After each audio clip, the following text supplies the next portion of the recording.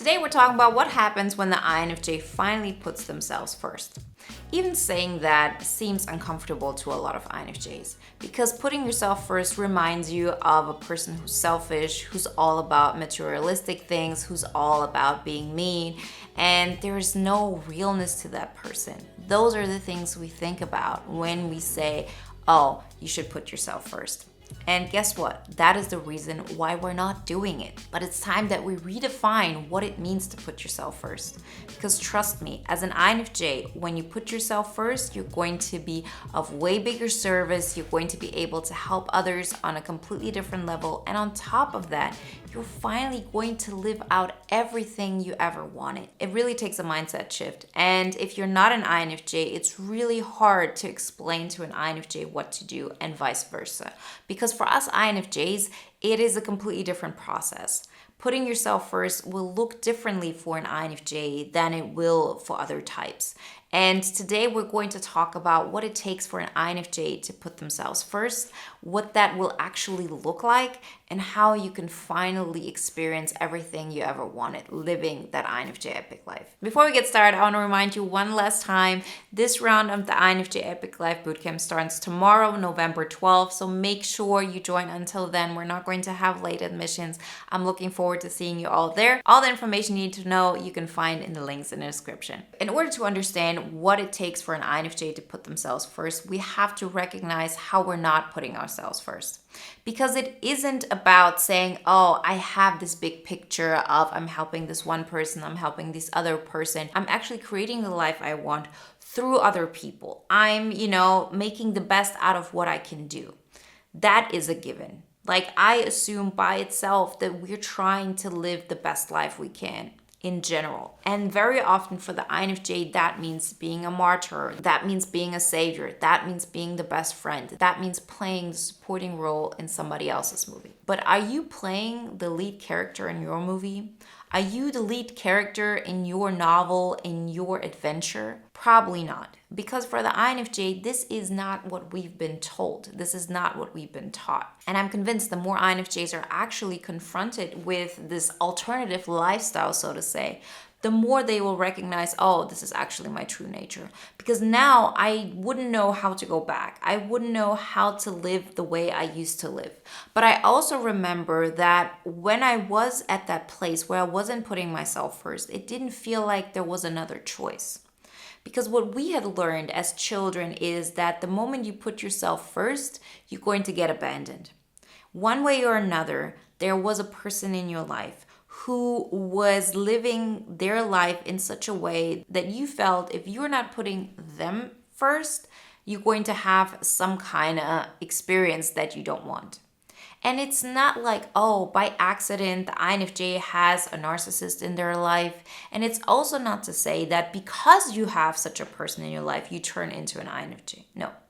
Most people have some kind of issue with themselves. Most people. This isn't something that rarely happens. The difference, though, is that the INFJ is so aware of what that person is experiencing. The INFJ is so aware of how that other person feels. And as children, our first functions develop first, for every single type. For us, that's our introverted intuition, and that's FE, extroverted feeling. So this is everything that we have in the beginning.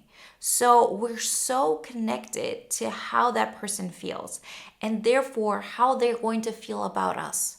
So if we're able to make that other person experience something, right? Our second function is our creative function. So we can make people feel something. We feel that's the way we can control their love. It can be peers, it can be parents, it can be just people around you. So from early on, we have learned and we have conditioned ourselves. I have to make that person comfortable because if they're not comfortable, I'm going to feel that pain. Another type might never feel that the other person has a reaction. They might not feel that they have any control over how that other person is feeling. So they're not even conditioning themselves early on as children to do that. For us INFJs, it's different. That's all we learn. So when you're an adult and you say, okay, I want to change something, you actually have to confront this feeling. You have to confront the fact that on some level, you feel if you start putting yourself first, nobody's going to love you. Nobody's going to like you. isn't the only reason why people want you around them for what you can do for them. If you start putting yourself first and you care about your hobbies, you care about what you want to do, you care about what you like, who's gonna want to hang out with you? That's what goes on in our mind. And in order to get to a place where we learn to be loved and liked for who we are, in order to get to a place where we learn to be liked for liking ourselves, because that's the place we want to be at, we have to confront this feeling. And we're going to talk about how to do that because this isn't like an easy concept. This isn't something that you can do overnight. And it's definitely something that will cause some pain. But the point is that once you do that, everything changes. Because what is painful is the transformation. It's not the life afterwards. The life after you've made that happen is way easier than what you're used to. Because you're not asking yourself, why is something missing? You're not asking yourself, is that what life is all about? You're not asking yourself, what is wrong with me? Why can I not connect with people the way I want to? The reason why you're not connecting the way you want to is because you're not connecting through your truth. You're connecting through their truth, right? You're making it comfortable for them. You're not making people make compromises in order to be in your life. And it's not like you're forcing somebody to do that if you say, I'm going to put myself first. No, what you're actually saying is, this is who I am, and this is how I see life. This is how I experience life. And just because it's different than what most people around me seem to believe or live like, you have the prerogative to live your life just as much as everybody else and to live it on your terms. Because choosing yourself doesn't hurt anybody actively. Choosing yourself doesn't make other people uncomfortable in itself. You just feel it's your responsibility to not make people feel that. But you have a right to breathe. You have a right to be. And with that, you're going to have some kind of effect on other people. And it's not going to be an effect that everybody likes. But that's not on you to decide, right? It's like saying you're not allowed to breathe.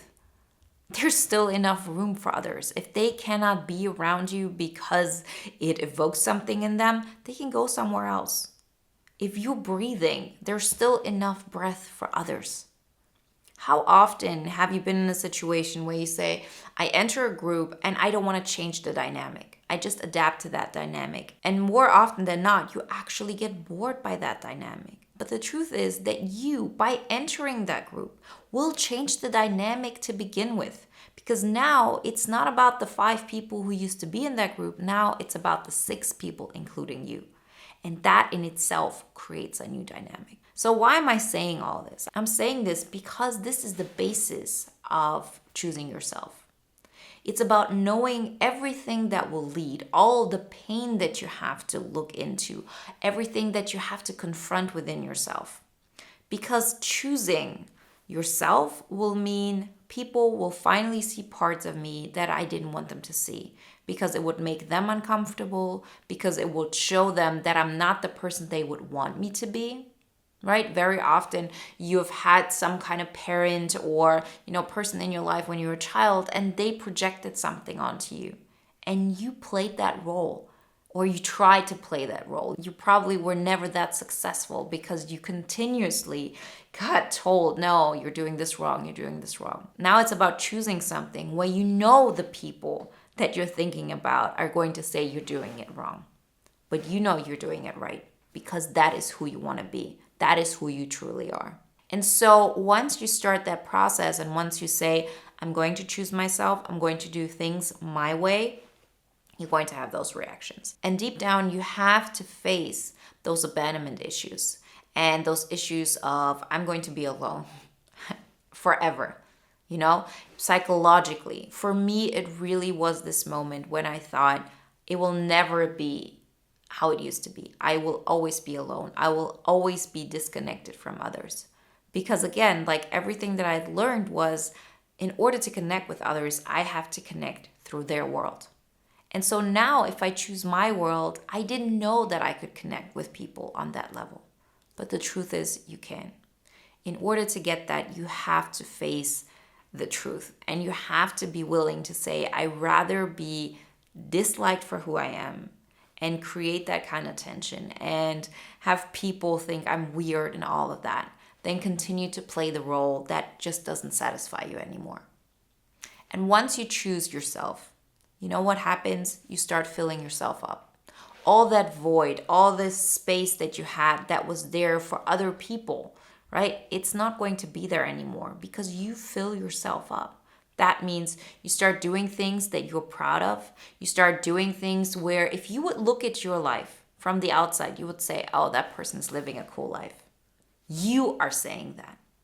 Because if you get to a place where you're proud of the person you're becoming, everything else like just fades away. You're okay if other people think you're weird because you're doing things to prove to yourself that you got what it takes.